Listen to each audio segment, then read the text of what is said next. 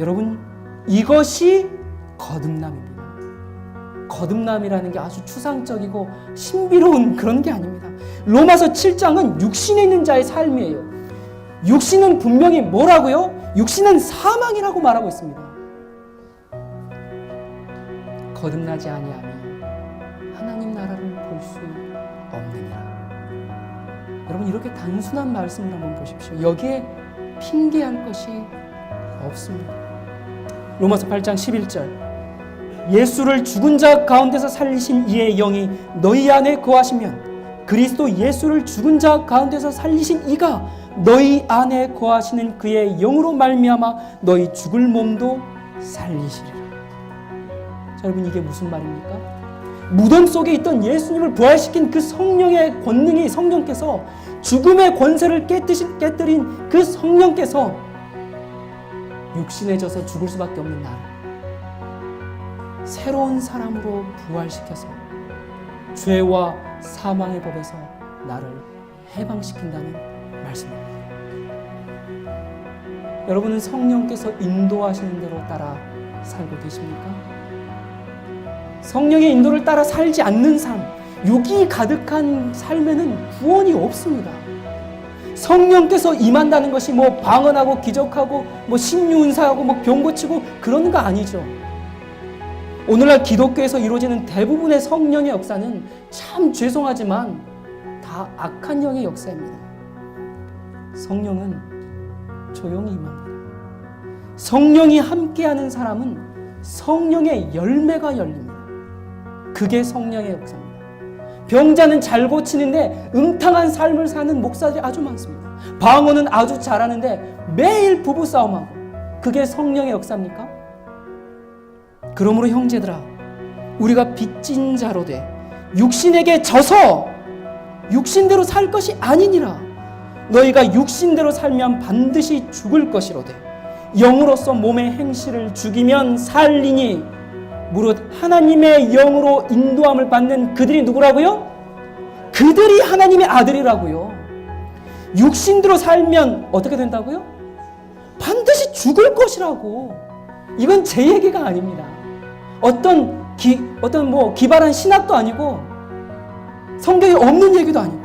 여러분, 여기 어디에 육신대로 살다가 육신에 져서 매일 죄를 짓고 살라는 말이 어디에 있습니까? 없어요.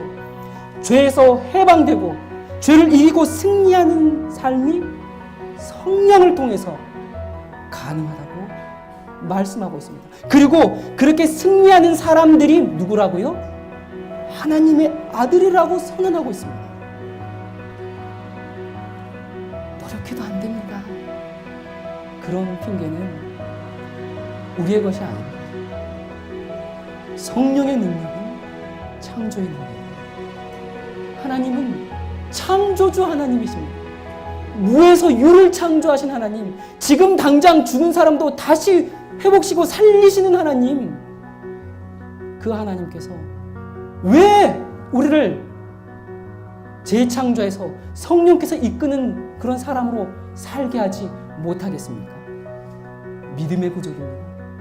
주님, 나는 죄인입니다. 주님, 성령께서 나를 지배하셔서 나를 새로운 사람으로, 새로운 피조물로 만들어 주실 것을 나는 믿습니다. 회개하는 마음으로 우리가 성령의 필요를 간절히 느끼면서 하나님께 나가십시오. 주님, 나를 도와주십시오. 성령께서 내 마음을 다스려 주십시오. 여러분, 유혹이 옵니까? 시험 가운데 있습니까? 속에서부터 어떤 분노가 끓어오르고 있습니까? 그 사람이 그렇게 하면 안 되는데. 여러분, 그때 망설이지 말고 주님, 저를 도와주세요. 그때 성령께서 즉시 도와주십니다. 여러분, 우리가 성령께서 인도하는 삶, 성령을 따라 사는 삶, 그게 뭘까? 여러분, 그게 뭐 대단한 것을 말하는 게 아닙니다. 뭐 엄청난 것을 이야기하는 게 아닙니다.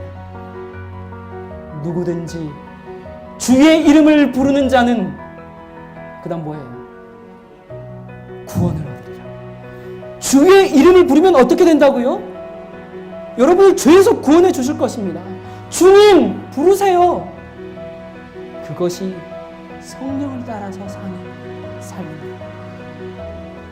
여러분, 아직까지 주님 앞에 온전한 헌신, 온전한 굴복, 또 나의 모든 죄를 주님께 다 고백하고 회개해본 경험이 없는 사람들이 혹시 여러분 가운데 있으십니까? 여러분, 하늘아버지께서 여러분을 부르십니다. 때가 다 됐는데, 이젠 이 세상 역사가 마치려 하는데, 마지막 환란이 오고 위기가 오고 핍박이 오고 짐승의 폐의 환란이 이젠 눈앞에 있는데, 이젠 세상의 끝인데 더 이상 그렇게 살지 말라고 주님께서 호소하고 계십니다. 여러분, 우리가 예수님께 나가야 합니다. 거기에만 쉼이 있습니다. 거기에만 평안이 있습니다. 그 안에만 소망이 있습니다. 우리가 지체할 다른 이유가 전혀 없습니다. 우리가 주님께 나가면 주님께서 성령을 선물로 주십니다.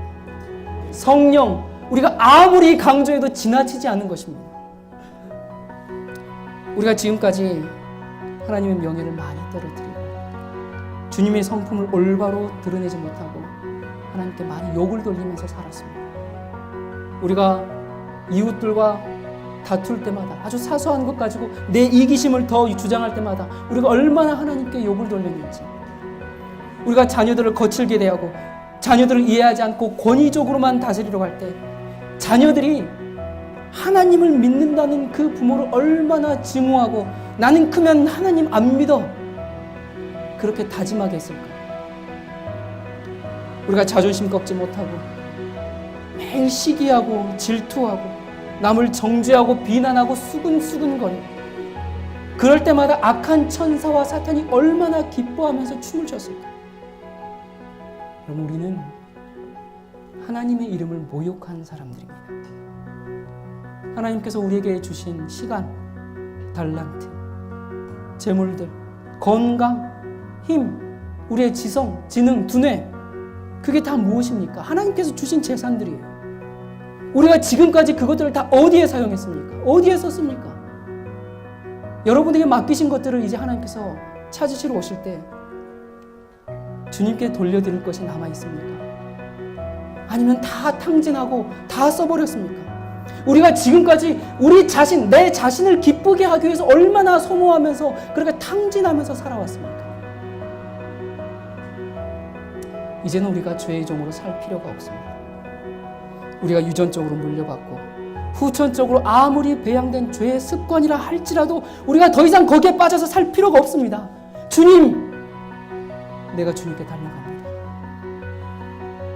주님, 저를 긍휼히 여겨주십시오.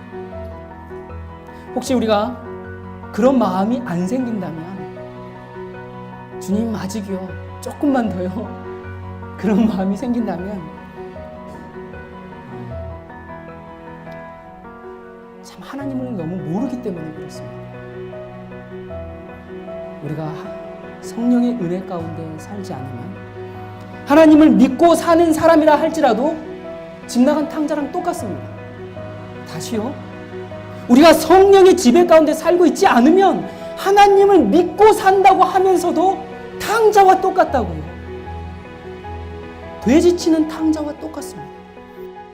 아무리 돈을 잘 벌고 잘 산다고 할지라도 마음 가운데 성령이 충만히 거하셔서 의로운 생활을 살지 못한다면 이 세상에서 가장 불쌍한 사람입니다. 갈라디아서 5장 16절, 내가 이르노니 너희는 성령을 쫓아 행하라. 그리하면 육체의 욕심을 이루지 아니하리라. 여러분, 이 말씀 믿으십니까? 믿으십니까? 여러분, 이 말씀이 바로 로마서 8장 말씀이에요. 로마서 7장은 매일 육신에 져서 살아요. 마음의 소원은 있지만 육신에 져서 살아요. 육신을 쫓아서 살았어요. 그런데 여기 보니까 우리가 무엇을 하면? 성령을 쫓아서 행하면 육체의 욕심을 이루지 않게 된다고 말했습니다.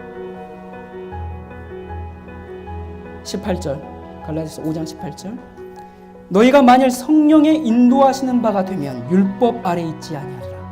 육체의 일은 현저하니 곧 음행과 더러운 것과 호색과 우상 숭배와 술수와 원수를 맺는 것과 분쟁과 시기와 분냄과 당짓는 것과 불리함과 이단과 투기와 술 취함과 방탕함과 또 그와 같은 것들이라.